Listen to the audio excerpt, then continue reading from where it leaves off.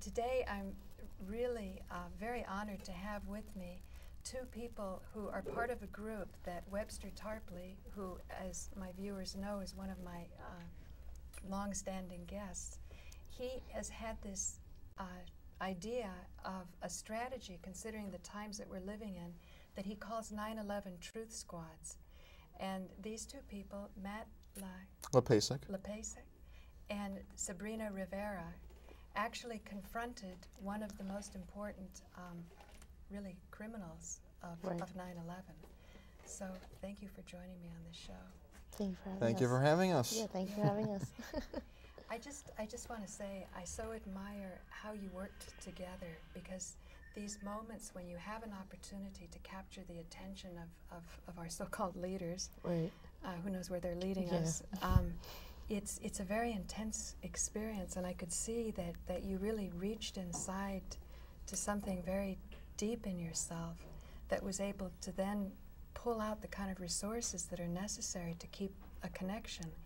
And then, like a beautiful ballet, Matt, I couldn't see Matt on the video that I saw, but you were so calm, and you just reiterated what she was saying and squarely put the ball in their court. So. Well, that was the plan. Yeah, I think it was executed successfully. Yes, I think I totally caught him off guard, and I caught him in a huge lie, and I hope this ruins his candidacy for president, because he's using 9/11 to become president, and it's disgusting.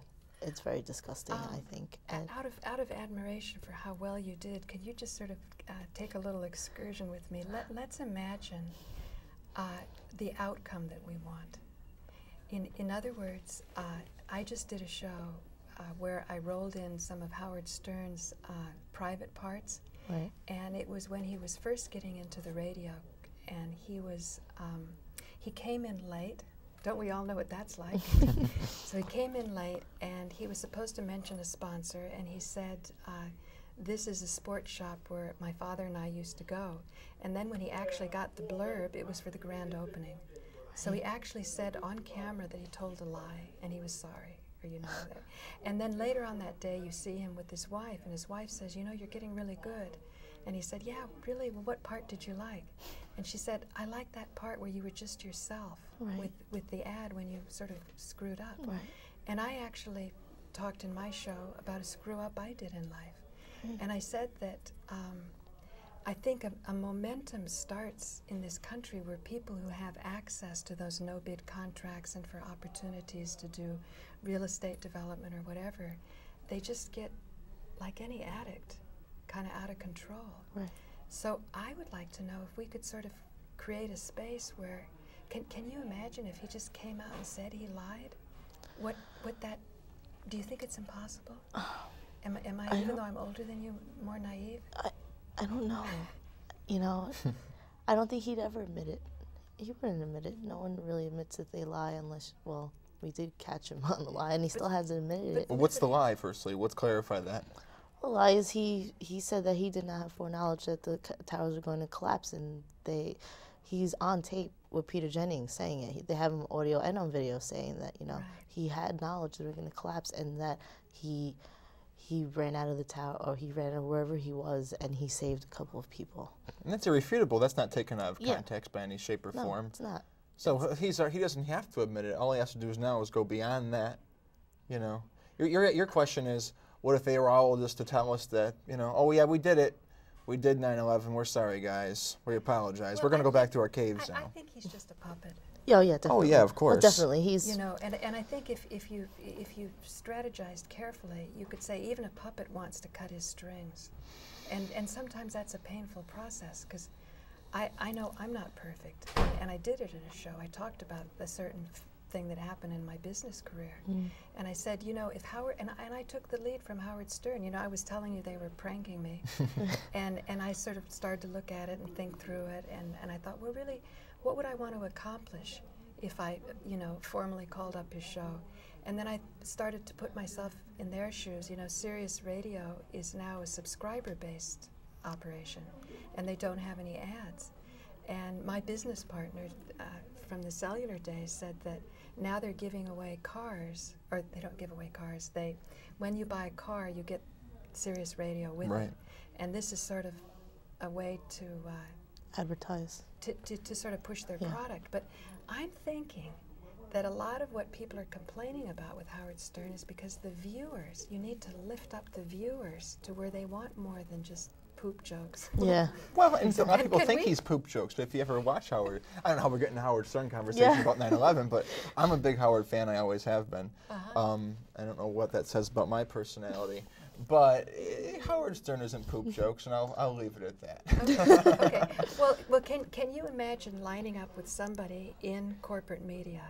That's what I'm trying to say. I think Rosie O'Donnell started. Oh yeah, we've already had people come out, and that's what would be nice to have encouraged. The problem is that a lot of people don't like Rosie. You have a rice they bowl. Don't like her? Yeah, like I don't know. A lot of people. Well, because of that.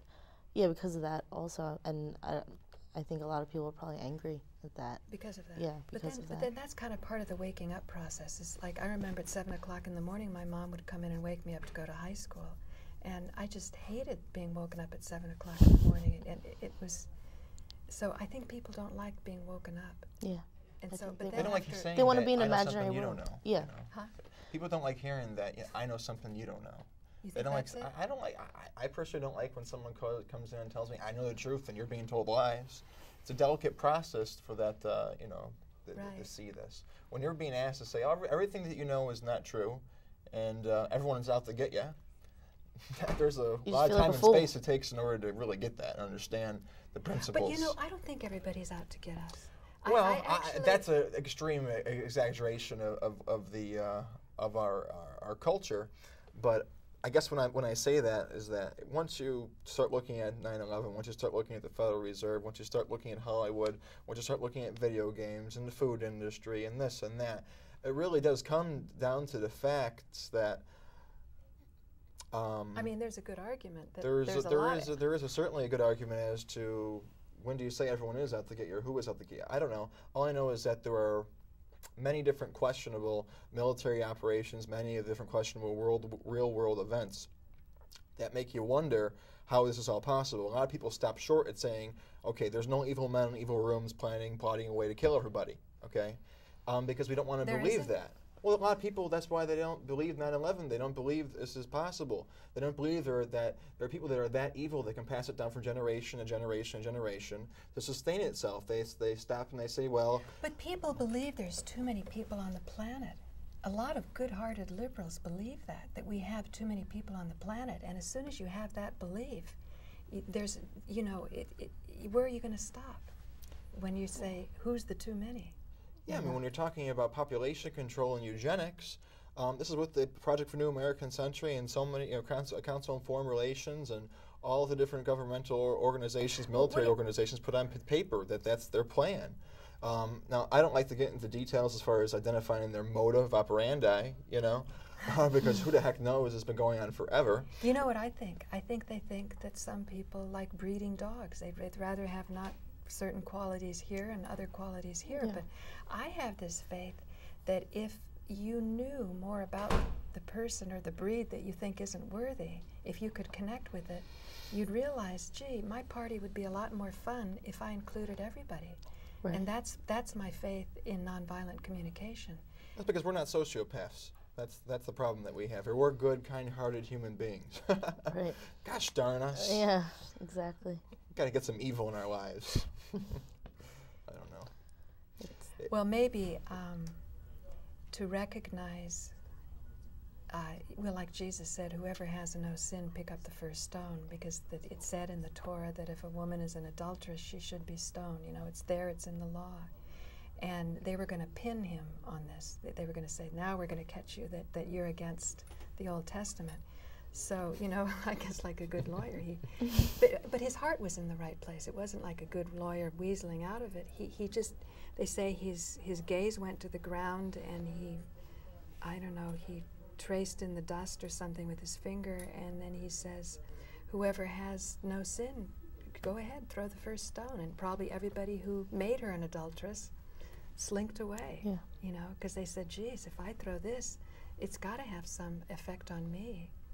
So that's all I was just trying to suggest, that in the future when you put your abundant energy and creativity and success into wherever you focus, can you just create a space where you can imagine what this more generous world looks like? That's all. You're asking what's the outcome of all this? You know, we're trying to go out there and spread and say, oh, there's tyranny in America, freedom to fascism, yada, yada, yada. But what's the outcome? A utopian society? I don't know. I like to say for now, we'll figure that out in a little bit. But for now, let's just go with the Constitution and the Bill of Rights and the Articles of Confederation. You know, perhaps let's go back to basics. If we can stick with that, go with a Ron Paul message, I think that'll be good enough for now. But what do you think about basics? We don't have a constitution for democracy. We don't have a government no, anymore. No, for democracy. We never had it for democracy. It doesn't say democracy. It was a republic. And Benjamin Franklin said that if you go from a republic to a democracy, it'll take a bloodbath to get it back. And we're seduced into thinking we have a democracy, but since we're being seduced into it, let's play the game and confront the candidates, just like you did. Exactly. I don't know, I just wonder, like, if everyone starts believing in the truth, in the real truth, I guess, won't it cause anarchy? I mean, do you think it would? I think it'll cause chaos, because then who do you trust? But then you're saying you don't trust yourself, if that's what you're pushing for. No, I mean, no, I'm saying I do trust myself, but I'm just saying if everyone, if everyone just turns around, we just don't trust the government, then who do we trust? I mean, we'll trust ourselves, but then what happens? Then who's the higher power? Is there a higher power? Will there be a higher power? Or I think the higher power is in you. It's what you accessed that moment that you confronted a very powerful man who has a huge aura and a myth around him, and you were like the one that said the emperor's got no clothes on. Right. This man is not a 9/11 hero. No, he's not. He is the terrorist, or he's in league with them. If he's not the mastermind, he was an eager puppet, to go along. And there's so many puppets, and we're certainly by going asking Rudy Giuliani questions. He's not the only one on our list. If you go to wearechange.org, Luke Rudowski, founder of We Are Change, he started this, and it's a shame he couldn't be here today, actually, but he started this confronting General Brzezinski from the CFR, okay? And then that was a tough slowly, it was there by himself. You talk about a warrior, there by himself asking these questions. Then you have the camaraderie, you have the backup, you have the security. We move on to John Edwards, Al Gore. There's so many videos we're about to release. I think we've got nearly 16 people. But wouldn't it be more interesting if you could take it, even though you're young, you could encourage many people to do what you did? That's what we're trying to do. You don't have to be in 9/11 Truth. You don't have to come down to the meetings. You don't have to even take a position on how the towers came down. Just if you're having a few questions, instead of being in this morass of as long as it's focused. Yeah, doing something. As long as it's focused, that's certainly what we're trying to do, and that's what we're starting this new TV station, this new internet free broadcasting. You'll notice that all the events that we're doing nowadays are broadcasted live at wearechange.org, and who knows where it's going to go from here. We're there every Saturdays at the World Trade Center 1 to 5, but we're definitely going to be branching out to other causes, because We Are Change is not only 9/11 Truth, it's world, it's the whole... I had Luke on my show when a man who made a documentary about AIDS called up. But again, I like to keep people connected, particularly with the science, because I feel the more you learn and the more you can stay connected to other people who may have different viewpoints, the more rich your outcome will be. And sometimes when somebody too easily capitulates to a viewpoint, whatever it might be, they're not doing you the greatest service as somebody who may take a different viewpoint and then have you reach into yourself to figure it out better, or perhaps go over to their side, whatever it is. I personally was very excited when Jim Fetzer was here and Dean Loren was in the control booth, and we were imagining how the towers came down, going more into the science of that. And then with AIDS, some are saying HIV is a scam virus, others saying there really were microplasmas. And I think, again, instead of being in the HIV is a fraud camp and the microplasma camp, I think it's really important to keep our hearts open to each other. Or the global warming. I had a global warming skeptic, and I'm getting hate mail, but at least it's a connection. But that's sort of taking the position, like, to me, it's like our opponent, okay? That's like saying he's going to eventually back down, say, you know, I give up or something. Our opponents are as close to biblical evil as I could possibly imagine, okay? I have a question. Okay, the control room. It has just been revealed that Trinity Church is one of the major owners of land under World Trade Center towers. And if J.P. Morgan Chase of the Rockefeller Trust is just the first major tenant in building number 7 next to Deutsche Bank that is going to be rebuilt, what do you think about these two truths? That the Trinity Church is a major owner, and that the Rockefellers, through Chase Bank, have reinvested in the very grounds that they brought down. What do you think, Matt? Well, the Rockefellers obviously are a notable contributor to whatever you want to call this New World Order or whatever powers have infiltrated our government. For as long as you have an imagination to go back and identify. There's many things to talk about in terms of connections to Rockefeller Foundation, Urantia, and different questionable ideas, different questions of the authorities and the ringleaders behind 9/11 truth. There's a lot of questions behind people at St. Mark's, and in terms of that property being owned by something connected to the Vatican wouldn't be any surprise to me by any chance. I don't know if I have a comment in any official capacity, but as far as to my knowledge, I don't know if I wasn't hearing him correctly. To my knowledge, all 7 of the properties were owned by Larry Silverstein Properties.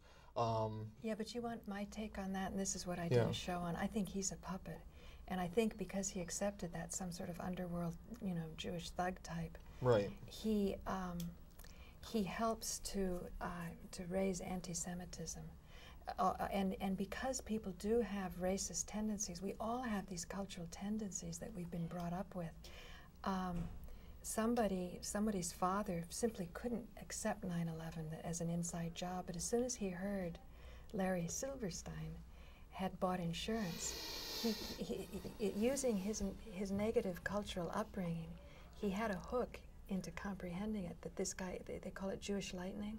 Okay. And that's so sad to me, because if you don't go deeper, that's a Zionist angle, you know. That's the one. Yeah, then they say when the you can Mossad hide, did when it. you But can that's hide what I'm behind saying that. about farther down the rabbit hole. Let's Right. keep connected and let's go deeper and deeper and deeper. Right. And going deeper and deeper, Larry Silverstein is actually a lessor of the World Trowers. He only leases Yeah, he those leases them. buildings. Right. The actual buildings are owned by Port Authority through a ground lease that they receive from Trinity Church, Right. who is Right. the major landowner underneath, Yeah. just like they are the major landowner under Park Avenue, which houses the major MTA railroad into Grand Central. So they're always receiving this money underneath everything, this tribute which is being paid to the Vatican by New York City.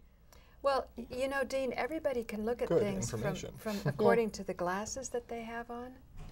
You know, I just say follow the money. well, that I know, and Absolutely. real estate is the place where you make the most millionaires exactly. in real estate. So certainly you can find that. Now, Webster called to my attention that every single religious organization has been infiltrated.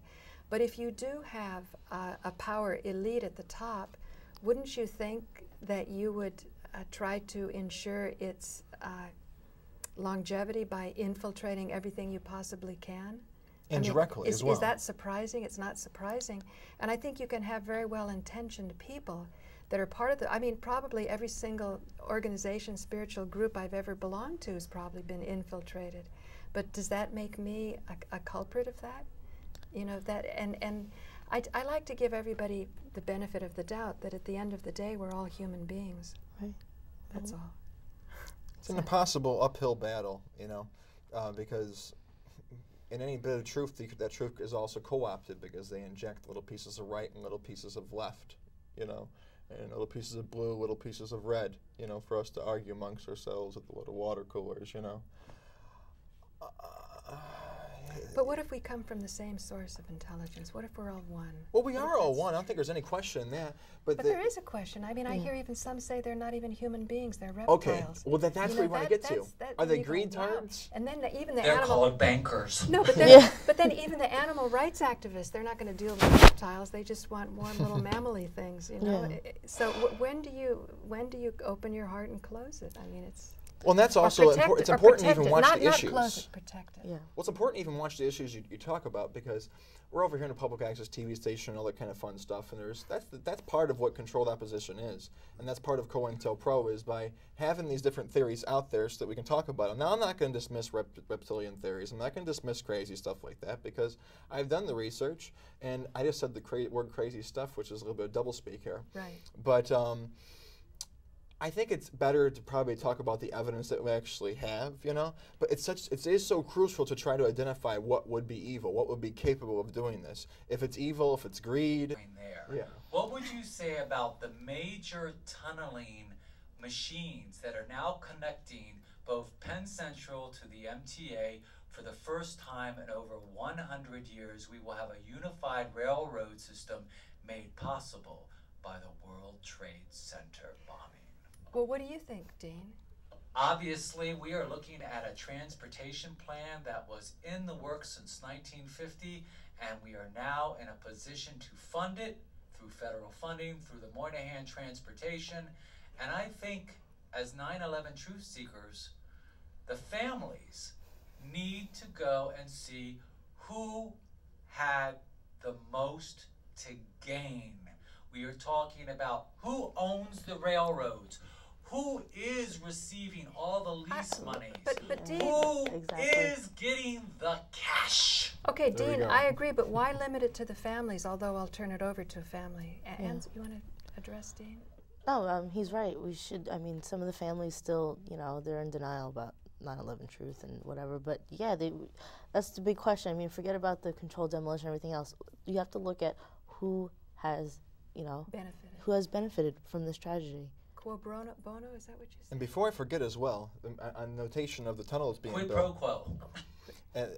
Before on the notation of the tunnel, don't forget about the mysterious $6.6 billion that was embezzled from the 9/11 aid. Okay, that Hillary Clinton, okay, was a proponent of getting in 2002. Excuse me, in 2000, late 2000, December of 2001 rather. For necessary 9/11 aid for redevelopment of the immediate Manhattan community area, which went to crime cartels, which went into projects which were started before 9/11. And where did all this money go? Because I know where a little bit of it went. A little bit did go to the PAF station connection project that he's talking about right now. Why do you think? Why do I think? I don't know. Why did she go asking for another $20 billion if she couldn't spend it appropriately the first time? Why wasn't part of the medical plan? The Daily News did a report of Hillary Clinton's of this $20 billion of aid and how it was spent in a 4-month investigation into the spending habits in December of 2005. Okay, I don't know. All I know is that a lot of this money, they had plans for what to do with the money once they got it. Once they got it, all right. And $20 billion, we know at least $7 billion of it was squandered. And a little bit of it, I know definitely went to go to the PAF station. Go online, look at the Daily News. You know, Dean, are you still plugged in? I think one of the scariest things that people don't want to consider is this idea of concentration camps, and that there are buildings that are already ready for this. Do you have any thoughts about that? Well, they are actually in the process of planning huge work hotels in New Jersey, near Trenton, which they are going to house the guest workers, similar to Scandinavia and those Norwegian-type countries that bring in immigrants for guest working privileges. And so we'll be commuting on the very trains that they're putting in. I don't know if you realize, but in D.C., the transportation system shuts down at approximately 9 o'clock. The buses. So the immigrant labor must leave Washington, D.C. by 8 o'clock. They must finish their cleaning jobs by 8 o'clock to be on the MT or their mass transit buses in order to be able to get to their homes in the outlying suburbs, which means you are left with the city I was born in, one of the most pristine empires of the world, where money flows in the street, the people are beautiful, and I love DC. Very, very interesting, Dean. So, you Good know, information, along with 9/11 truth and how the towers actually came down, Dean, we were talking about microwaves, getting rid of the moisture in the cement and turning it into dust. But apparently that doesn't account for the steel. And Well, the steel is actually interesting because you see the steel was only used to hook up the floors. The steel itself was not part of the structure of the system. And so you could literally take that out by their seams. Because remember, Giuliani removed the beams and had it melted down on ships to China. you know what? I don't believe anything anymore. You know? I do believe that if we do what you were talking about, having a panel where you have photographers and trigonometry and you said, and then get it out to the universities so that the kids would know. It's interesting. It's something we were just talking about just the other day at our meeting. And then the newspapers would, you know, obviously everybody that's fallen down on the job, as soon as they see, hey, you know, somebody's doing it, you may find that it's with very little effort, everyone sort of shifts and they want to join the new party, you know. Right. So it may be, we may be very surprised. I don't know. I personally was always intrigued. The only thing I was intrigued about the World Trade Center was the actual fabrication of it as an engineer, a chemical engineer myself. So I'm actually a nuclear chemist. So I remember that the whole... Write that name down. that was their claim to fame, in that the structure of the towers was built so that it could come down within the perimeter in which it stood. And for them to all of a sudden change their marketing technique, and by the way, the bathtub was damaged where the NNR train leave Manhattan, and that was due to the union's use of cheap cement, the bathtub, which keeps the water from the river out. So could have been worse. And it still will be worse, because when we have these tunneling machines inside the Manhattan, underneath the island at almost 19 stories below ground, we don't know what effect on the bedrock that is going to have. We could literally break off that part of the island. It's interesting. Well, Yeah, if it had flooded, we would be in a much different position Yeah. right now. what do you feel about learning more and more about the actual mechanics of how the towers came down? Do you think, Sabrina, that that's a good process, or that we should just, we have enough evidence and we should just... I think we have enough evidence, but I mean, you know, more knowledge is always good. I mean, it's always good to know, you know, and then to get the facts down, and you know, because then the more facts there are, then maybe people will listen. Maybe people will listen, because I think it's important to make sure we talk about the right facts. Yeah, You know, because exactly. there are so many topics. You got over 850 smoking guns. I'm making that number up.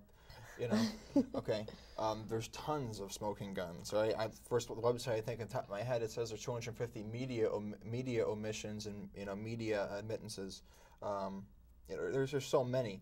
So it's important that you cherry pick the ones that are most effective to present your case, because this is a stage play. This like 9/11 was a stage play. We've got to reverse engineer the MK Ultra mind control, programming, conditioning, whatever kind of friendly terminology you're going to accept. I don't care. It is what it is. What happens? Demolition model. Because you see, we now have almost 10,000 skyscrapers across the nation which are aging out through major metropolises. What happens if we use that model in bringing down that skyscraper for future demolition, so that we can rebuild the United States as the empire to which we aspire? You mean and get rid of a lot of you know, superfluous population too? Is that what you mean, Dean? Actually, I would do confused. it over. Yeah. I had a couple actually, questions there. One I'm afraid of. What's Actually, no, I would do it over the weekend while we only endanger tourists. But I would, I think that we could like pretty much do it over the weekend, so that way by the time people go to work on Monday, the dust has settled. I say what would be fun right now is let's just simulate the official story, which we can't do. We can't simulate the fact that jet fuel is running down the elevator shafts in order to make the building fall into its own footprint. Unfortunately, we can also simulate thermite doing it, so I don't know what did it. Right. But something brought those buildings down, and I think the idea that we're not even aware of the technology that did it is going to make the case to prove it impossible. Right. And that's why they're willing to go on forever and ever and ever, because they know we're never going to be able to prove a damn thing. Yeah. Yes, but unfortunately, well, fortunately, I should say, the technology is out there. It's a problem that many of the population don't have a science background, because if they did, the technology is staring you right in the face. I would suggest you read the New York Times this Tuesday, June 12th, the Science Times. It actually talks about using nanotechnology in combination with microwaves to fry cement. Well, we'll learn more. I'm very interested. I like science. I like how things are, and I also believe in the balance of nature, that nature works with elegance. And I think once we identify a problem, we're at the first step of solving it. Well, let me reframe. Perhaps what we have to do is they have to have a Hollywood movie produced which contains the exact method that they took it down with, and then the public will believe it. Yeah. Then we'll say, "Oh, that totally right. I saw maybe. that." Yeah, now maybe. Now it's true. They did the Perina Towers that summer in July. But then again, I'm going to go see Die Hard this weekend, because I'm a big Bruce Willis fan. At least it's a good slogan. Live, what is it? Live free or die hard. Live free or die harder. It's like New Hampshire's slogan. Anyway, I think we should wrap it up. I just want to thank both of you for joining me on this exploration and for sharing your heartful efforts. Ad hoc journey of the truth. So thank you very much, Paula. It was Thank fun. you. Thank you for having us. Thank you. And I'd like to invite you to my place when I get connected so we can take live calls, because it was really fun when I had live calls. And the punking, it was stressful at the time, but when I looked at it afterwards, it's nice to not take yourself too seriously. Yeah. Well, we got to get your T1 out of there too, because you're getting raped. You think so? I know so. No reason for you to have a T1 on your property. Oh my God, another technological rape of the Americas. Right. Anyway, this is Paula Gloria, and this has been Farther Down the Rabbit Hole. We've been discussing 9/11 truth squads, and I hope that you stay posted for future shows and that you call in or email in and share your opinions, because I think the new media is about empowering you and knowing that what you're thinking about and figuring out and wondering about, as soon as you start to express it, that will grow, your power will grow, and that power is needed and you can make a difference. So thanks for joining me. Thank you. We've got to make you a little animation where like you're going down the rabbit hole. Yeah. We got to get Nate on that, actually. Yeah. Nate could do you a really awesome animation opening for your show. Like Alice in Wonderland. I could just picture you on something. I don't know.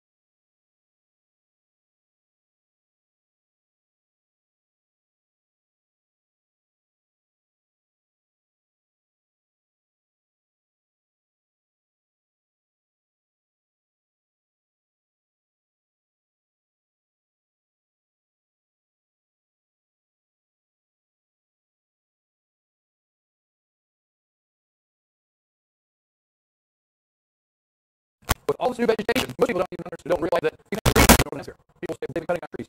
Well, they've been cutting down some trees, and